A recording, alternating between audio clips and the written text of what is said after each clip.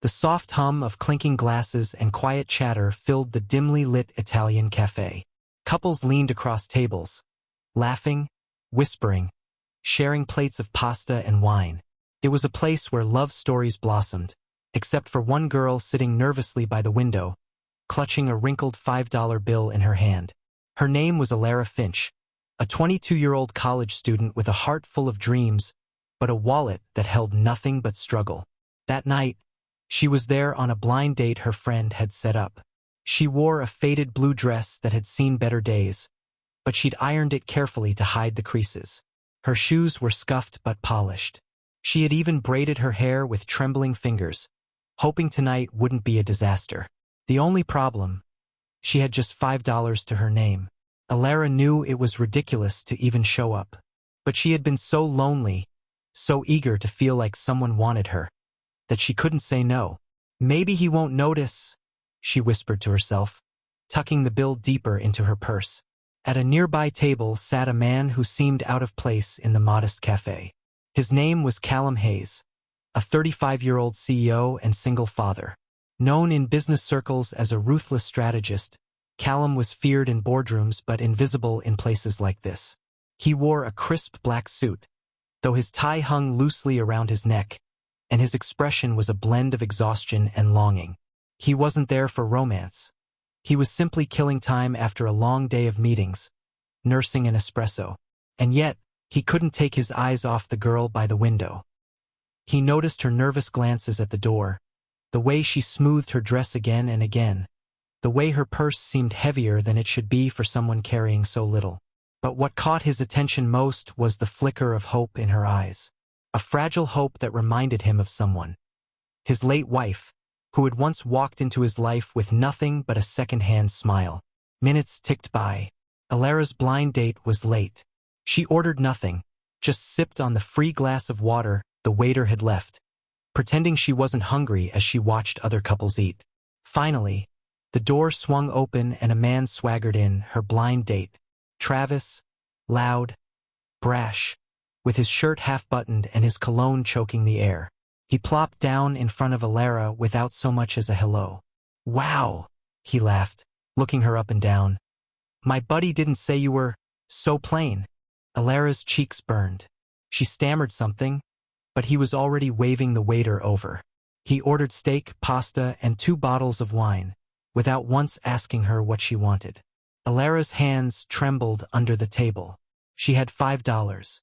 Not even enough for a tip. Callum, from his corner, felt his jaw tighten. He hated men like Travis.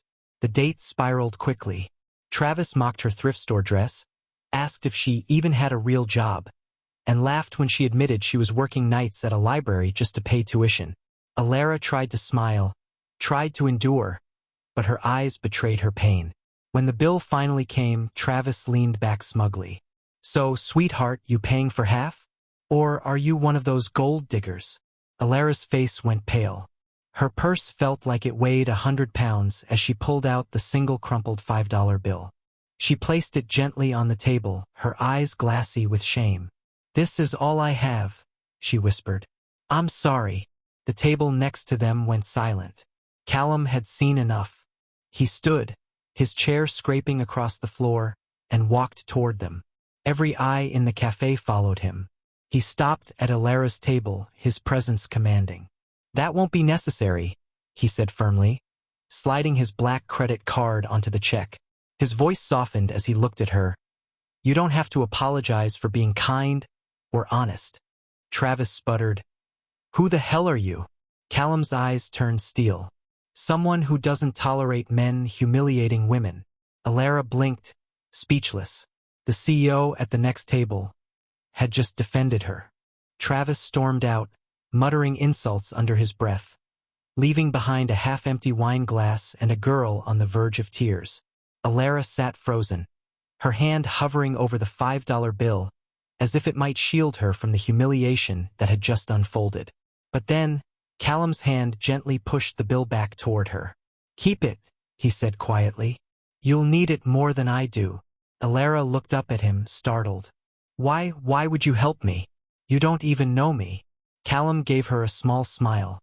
"Maybe not, But I know what it's like to feel small in a room full of people. And I know what it's like to have someone underestimate you. For a moment, Alara couldn't breathe. He wasn't pitying her. He was understanding her. Callum gestured to the chair opposite him. Join me. At least let me buy you dinner. Her pride battled with her hunger, but her stomach won. She nodded shyly and moved to his table. Within minutes, steaming plates of pasta and breadsticks arrived. Alara ate slowly at first, embarrassed, but soon her hunger overcame her hesitation. Callum didn't comment. He simply listened as she talked. And she talked more than she'd expected. About her dreams of becoming a writer. About how she worked 3 jobs just to survive. About her little brother she was raising after their parents' accident. Callum listened as if every word mattered. In return, he told her about his daughter, Lila, a bright 6-year-old who loved painting. He admitted he hadn't been on a real date in years, too consumed by business and grief after his wife's passing. His voice softened when he said, Sometimes, I think my daughter deserves more than me, someone who still knows how to dream. Alara's eyes filled with tears. She has you. That's enough. The CEO, feared in boardrooms, respected in cities, was suddenly just a man. A man who wanted connection as much as she did. By the time the night ended, the cafe was empty, but neither of them noticed. They walked out together, the chill air biting at their skin, their laughter echoing against the streetlights. At the corner, Callum paused. Alara, he said gently, never be ashamed of $5, because tonight, that $5 told me more about your heart than any amount of wealth could. Her eyes widened, her heart racing. For the first time in years, someone had seen her. Not her poverty, not her struggles, but her soul. The next morning, as Alara got ready for work, she found an envelope slipped under her door. Inside was a note in neat handwriting. Dinner was lovely. Lila and I would love to see you again. Sage. And beneath it, a library card newly issued with her name on it. At the back, in tiny letters, it read, Every great writer starts as a dreamer. Don't give up. She clutched the card to her chest, tears spilling freely. Callum Hayes hadn't just paid her bill. He had given her something she hadn't felt in a long time, hope.